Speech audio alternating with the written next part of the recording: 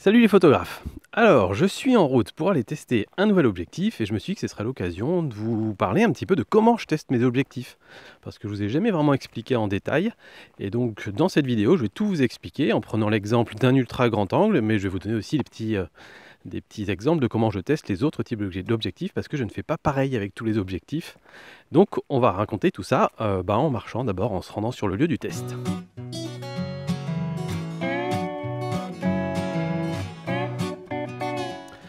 Alors tout d'abord, les plus observateurs d'entre vous l'auront remarqué, je teste pas tous les objectifs de la même manière, tout simplement parce que vous êtes sur ma chaîne YouTube et sur mon petit réflexe, vous savez que j'aime bien donner mon avis, mon opinion, et pour moi ça commence dès le protocole de test. Alors j'en vois déjà qui vont crier au scandale dans les commentaires, etc. Mais je vous explique un petit peu ma démarche. Je pense, très franchement, et ce serait un petit peu de mauvaise foi si vous n'étiez pas d'accord à mon avis, que quand on va acheter un 70-200 f2.8, on va pas regarder exactement les mêmes critères et les mêmes paramètres que quand on va acheter un 16-35 f4.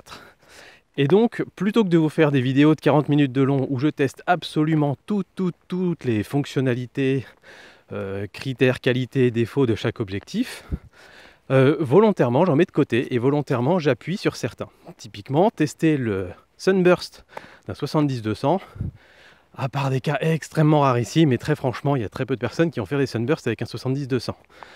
Tester la stabilisation d'un 12-24, oui, ça peut être un petit peu important, mais c'est pas le truc principal. Très franchement, la plupart du temps qu'on fera des photos sur un 12-24, ce sera sur un trépied. Alors je sais qu'il y a des cas très précis où ça peut aider, mais voilà, dans l'ensemble, savoir si c'est un demi-stop de plus ou de moins, c'est pas très important, beaucoup moins important que sur un 100-400 par exemple. Donc tout ça pour dire que je prends pas les mêmes critères à chaque fois. Ensuite, vous avez la scène que je photographie.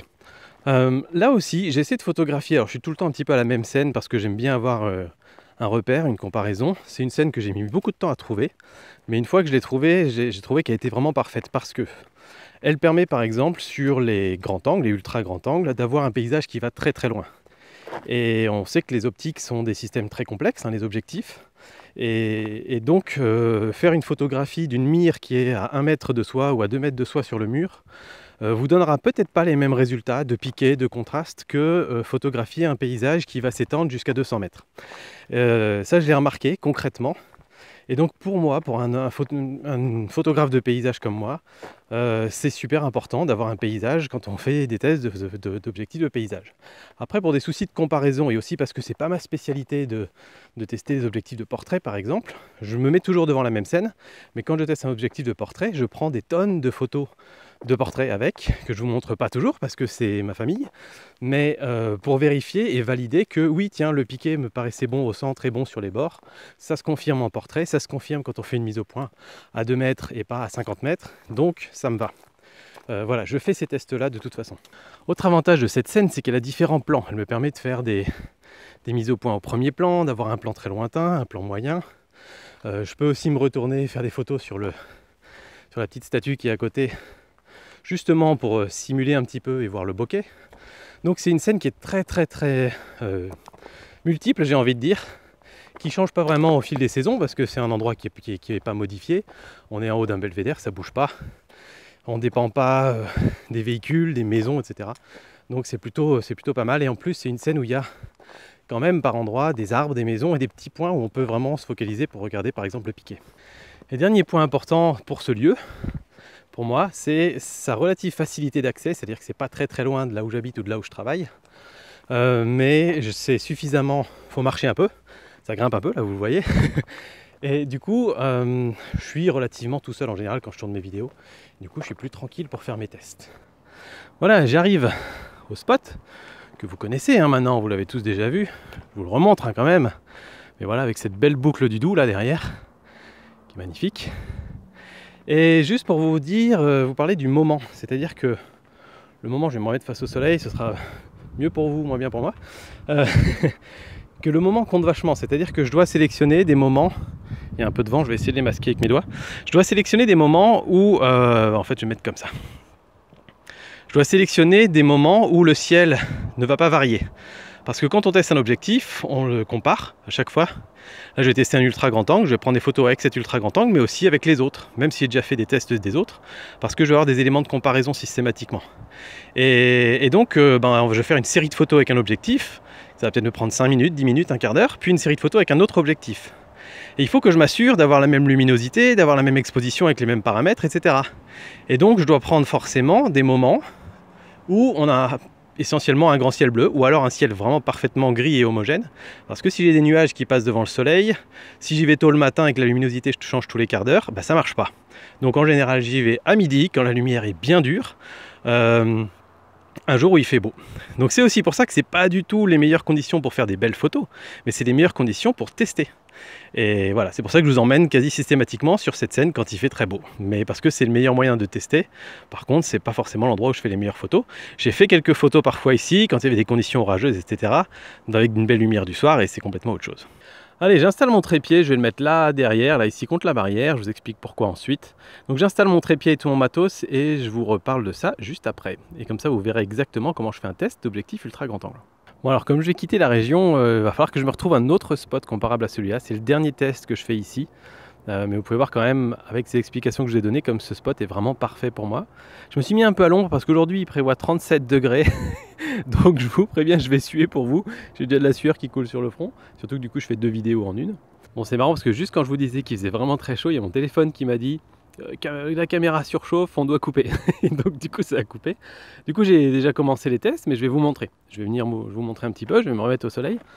Pour vous montrer un petit peu l'installation, alors c'est rien de sorcier, hein. On voit ici on a le trépied. J'ai passé les pieds dans le grillage et je fais en sorte qu'il repose sur le béton en dessous. Ça me permet d'avoir un trépied dont je sais qu'il ne va pas bouger, il va constamment rester à la même place pour pouvoir viser toujours exactement le même point au centre de la caméra. Parce que notamment quand je changeais d'objectif, parfois je vais un petit peu faire bouger tout ça, mais là avec le trépied ça ne bougera pas. C'est l'avantage aussi de prendre ce bon gros trépied là. J'ai pas besoin de m'embêter avec les questions de vent. Là où avant, quand je prenais mon petit sommeil de voyage, je devais faire attention et je devais parfois attendre 1 minute, 2 minutes que le vent se calme pour pouvoir prendre la photo suivante. Là c'est un avantage, ça me permet d'aller plus vite. Et j'ai aussi une petite télécommande qui me permet de ne pas appuyer sur le déclencheur. Avant je devais faire avec 2 ou 5 secondes de retardateur pour éviter le bouger. Ça paraît bête, mais quand on fait 200 ou 300 photos dans notre série de tests, ça dure super longtemps après. Donc voilà. Alors comment je procède? Premier test que je fais, c'est le test de piqué. Et là je fais le test de piqué et d'exposition en même temps. Pour faire ça c'est assez simple, je me mets en tout manuel. Je suis donc, en général je cherche à f8 une exposition correcte. Pourquoi je ne fais pas f2.8? Parce que souvent à f2.8 on va avoir du vignotage, on va avoir voilà, une exposition qui n'est pas tout à fait juste. Et donc si on fait le réglage là-dessus, quand ensuite on va passer à f8, des fois ça va être surexposé. Donc je fais le bon réglage à f8 et j'essaie de trouver une valeur qui me correspond bien. Donc en général je me mets à ISO 100 évidemment pour avoir la meilleure qualité d'image. ISO 100 f8 et là par exemple aujourd'hui je suis à ISO 100 f8 à 1/200e de seconde. Ce qui veut dire que ce sera très simple pour moi de me souvenir d'écran. Et quand je vais passer à f5.6 je vais être à 1/1600e de seconde, 1/400e de seconde pardon. À F4 je vais être un 800e, etc. Donc c'est très très simple. Et pourquoi je fais ça? Parce que ensuite, donc je suis en tout manuel comme je vous disais, je vais faire les mêmes photos avec les mêmes réglages sur différents objectifs pour les comparer exactement l'un en face de l'autre. Et donc je fais systématiquement à toutes les focales, alors toutes les focales, je veux dire les focales principales, donc là par exemple je teste le 17-28, donc j'ai fait à 17 mm, 20 mm, 24 mm, 28 mm. Et là j'ai testé à toutes les ouvertures, donc une photo à f2.8, une photo à f4, une photo à f5.6, là aussi hein, je fais pas l'écran intermédiaire, faut pas déconner non plus. Et puis la façon dont je procède pour la mise au point, c'est que j'utilise l'autofocus, parce que c'est un objectif sur lequel j'utiliserai l'autofocus de toute façon pour faire mes photos, comme c'est le cas quasiment à chaque fois. Si c'est un boîtier manuel, je ferai la mise au point manuelle pour les tests. Mais l'autofocus en général est plus précis que la mise au point manuelle, hein. Faut bien se le dire. Donc voilà, et puis c'est un moyen aussi de tester l'autofocus un petit peu. Donc je me mets en autofocus, je zoome à fond sur la photo et je fais la mise au point toujours sur le même endroit. Et qui là est un petit arbre mort qui est en plein milieu de mon cadre. Et je fais toujours la mise au point sur cet arbre mort, quelles que soient les photos que je fais, quel que soit l'objectif que je teste. Ça me permet exactement de bien les comparer aussi et d'éviter d'avoir des photos où la mise au point est faite devant, derrière et du coup de ne pas comparer des choses comparables. Donc voilà comment je procède pour la partie piqué. Et ensuite, ça me permet de les comparer sur l'ordinateur et ça me permet de comparer aussi, normalement, comme j'ai bien fait mes réglages, je dois avoir la même exposition à chaque fois. Et si je vois une photo plus sombre qu'une autre, c'est qu'il peut y avoir soit du vignettage, soit qu'il y a une partie on va dire une partie un peu exagérée par le constructeur qui dit c'est f2.8 et en réalité c'est f3.5, quoi. Voilà, donc ça c'est assez pratique de faire les tests comme ça. Et ça me permet donc de tester un peu l'exposition aussi, notamment quand je vais comparer un objectif avec un autre. Il y en a certains qui sont officiellement f2.8, mais en réalité la lumière transmise, on appelle ça en T, les vidéastes connaissent bien, la lumière transmise est parfois plus faible que sur un autre objectif. Et en réalité, quand on va s'intéresser notamment à des objectifs, par exemple pour les photos de nuit, de Voie lactée, d'étoiles, c'est la lumière transmise qui compte, c'est pas l'ouverture maximale. Donc voilà, parfois c'est important. Donc ensuite, je vais poursuivre avec le reste des tests. Donc là, je vais tester le Sunburst. Donc là, je vais faire plutôt une photo à f16, f11, f16, f22, en ayant le soleil directement dans l'image pour voir le type d'étoile que ça fait. Je vais faire un test de focus stacking, c'est-à-dire que je vais faire une photo avec un premier plan très très proche, je fais la mise au point dessus, puis ensuite je fais une mise au point un peu plus loin, puis ensuite je fais une mise au point à l'arrière-plan, et je ferai un focus stacking pour voir si c'est correct. Et notamment pour les objectifs grand angle, ultra grand angle, c'est un test que je fais, parce que on est très souvent avec un sujet très très proche, et c'est important de savoir que notre objectif est aussi également bien piqué sur notre premier plan, parce que c'est quand même ce qui nous fait entrer dans la photo, donc c'est super important. Et vous voyez, c'est un petit peu pour ça que j'ai pas les mêmes méthodes de test pour tous les objectifs, parce que si j'avais les mêmes méthodes de test, je ne ferais pas ce test-là. Or, je pense que c'est super important pour un objectif de paysage ultra grand angle de faire ce type de test. Tout comme c'est hyper important de faire des tests de flou d'arrière-plan sur des objectifs de portrait, parce que ça va servir souvent. Donc, voilà, c'est pour ça que j'adapte les tests à chaque type d'objectif. Ensuite, quand il y a une stabilisation à tester, là, je vais m'amuser à faire des prises de vue à différents ISO et pour pouvoir tester différentes vitesses d'obturation. Donc là, je teste les vitesses d'obturation et je vais m'amuser par exemple à dire, bah tiens, je vais mettre, si je teste un 50 mm, je vais commencer à 1/50e. Je fais toutes mes photos sans stabilisation d'abord, un 50e, un 25e, un 10e, un 5e, etc. Et j'en fais systématiquement une rafale de 10 à main levée de la façon la plus stable possible. Et ensuite, je vais faire la même chose, stabilisation activée. Et ça me permettra de comparer avec et sans stabilisation. Et avec 10 photos systématiquement, ça permet aussi d'avoir un ratio et de pouvoir savoir, tiens, sur les 10, j'en ai eu 2 ou 3 de net, ou sur les 10, j'en ai eu 0 de net, ou sur les 10, j'en ai eu 9 de net, qui sont des bons indicateurs de la performance de la stabilisation. Sur tout ce qui est flou d'arrière-plan, encore une fois, je ne l'ai pas testé ici, mais je le fais sur le rocher qui est là derrière. Et je me mets systématiquement à la même place et je fais toujours la mise au point sur un espace qui fait à peu près la taille d'un visage plus des épaules, c'est-à-dire à peu près le cadrage que j'ai là, qui va faire un cadrage type portrait pour pouvoir justement tester le bokeh pour un portrait, avec un arrière-plan qui ici est plutôt à une bonne distance aussi, il est à 10-15 mètres derrière avec les arbres, donc c'est à peu près une configuration standard de portrait aussi. Donc vous commencez à comprendre pourquoi cet endroit-là me tient autant à cœur, c'est qu'il y a vraiment tous les éléments qu'il faut pour faire tous les tests d'objectifs, techniquement parlant. Pour revenir à notre ultra grand angle, on va tester aussi le flair. Alors là, je vais enlever le pare-soleil, et puis je vais faire en sorte d'avoir le flair le plus grand possible. Donc je vais essayer de mettre le soleil un peu dans un coin de l'image, en dehors ou dedans, ça dépend un peu des fois, et d'essayer de trouver le meilleur flair possible. Et je vais le tester aussi à différentes ouvertures, pour voir si ça passe ou si ça passe pas. Et je vais refaire avec le pare-soleil pour voir s'il y a une différence aussi. Mais pourquoi je teste aussi sans le pare-soleil? C'est que souvent sur les ultra grand angle, on va mettre des filtres, et les filtres nous empêchent parfois de mettre un pare-soleil. Donc c'est important de tester aussi dans ces conditions-là. Il nous reste enfin le vignettage, où là en général on le voit sur les photos faites dans la série sur l'exposition. Donc voilà, ça me permet de le juger directement quand je compare les photos les unes avec les autres. Je fais en sorte que rien ne soit cramé. Et ça me permet de pouvoir directement visualiser s'il y a du vignettage ou pas et de l'évaluer. Après, dans des cas spécifiques, par exemple ce Tamron là qui est ultra grand angle et qui ouvre à f2.8, je sais qu'il va intéresser du monde pour de la photo de nuit, de Voie lactée, d'étoiles. Je referai des tests de nuit, de Voie lactée, d'étoiles pour le faire vraiment en conditions réelles. Et c'est là-dessus que je voudrais finir cette vidéo, c'est que évidemment ces tests techniques sont importants, mais pour moi la partie la plus importante du test, c'est de le sortir en sortie photo.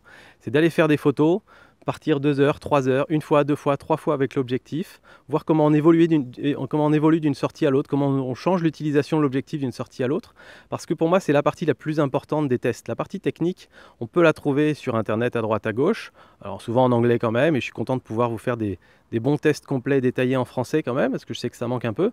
Mais pour moi, la partie la plus importante, c'est quand même l'usage. Et c'est ça que j'aime faire dans mes tests, c'est de pouvoir effectivement vous dire ensuite, cet objectif, il est génial pour faire ça, je suis parti pendant 2 heures, j'ai pas arrêté de l'utiliser, ou alors je suis étonné, j'ai utilisé tout le temps à cette ouverture-là alors que je pensais utiliser à celle-là. Tiens, telle focale, je pensais que ce serait limite, mais en fait ça passe bien. C'est tous ces retours de terrain en fait qui, je pense, sont beaucoup plus importants que les tests techniques, mais il faut les deux en fait pour se faire une décision d'achat. Et quand on lâche 800 € ou plus que ça parfois pour acheter un objectif, c'est important d'avoir toutes les infos. Donc c'est pour ça que je vous les mets toutes. Mais voilà, pour moi le test en usage est plus important. Alors malheureusement pour l'objectif que je teste là aujourd'hui, je ne pourrais pas le faire parce que je l'ai en prêt que pour une semaine, parce que c'est une nouveauté qui n'est même pas encore sortie. Donc j'aurais malheureusement avec mon emploi du temps là, j'ai que un créneau là maintenant pour faire ce test et puis je garde une demi-heure pour tourner la vidéo ensuite. Mais donc ce sera un cas rare, mais habituellement je demande systématiquement de l'avoir au moins 3 semaines ou un mois pour pouvoir le sortir souvent et pour sortir dans mon test la partie la plus importante qui est l'utilisation, l'ergonomie, etc. Donc voilà, j'espère que ça vous aura un peu plu de voir la face cachée. Alors après, il y a toute la partie sur l'ordinateur qui n'est pas forcément super excitante, mais voilà, je vais rentrer toutes mes données dans des tableaux, je vais pouvoir les comparer avec d'autres aussi. En général, je vais aussi, à ce moment-là, pas avant, mais après, aller voir des vidéos d'autres personnes qui les ont testés pour voir s'il y a des choses qui m'ont échappé ou si j'aurais fait des erreurs dans mes tests, ça peut arriver. Hein. Voilà, et puis je ne cherche pas forcément à avoir exactement le même discours que les autres, parce que parfois j'ai un point de vue différent, et tant mieux, c'est la beauté de YouTube. Mais voilà, je vais quand même vérifier pour être sûr que j'ai rien oublié. Et puis voilà, ensuite je tourne la vidéo, je me prépare mon petit PowerPoint avec les différentes parties et différents critères. Après je fais la petite partie aussi rapport qualité-prix, comparé avec la concurrence et tout. Et je vous fais mon retour en vidéo. Donc voilà un peu comment ça se passe et comment je tourne un test de matériel. J'espère que ça vous aura intéressé de voir un peu l'envers du décor.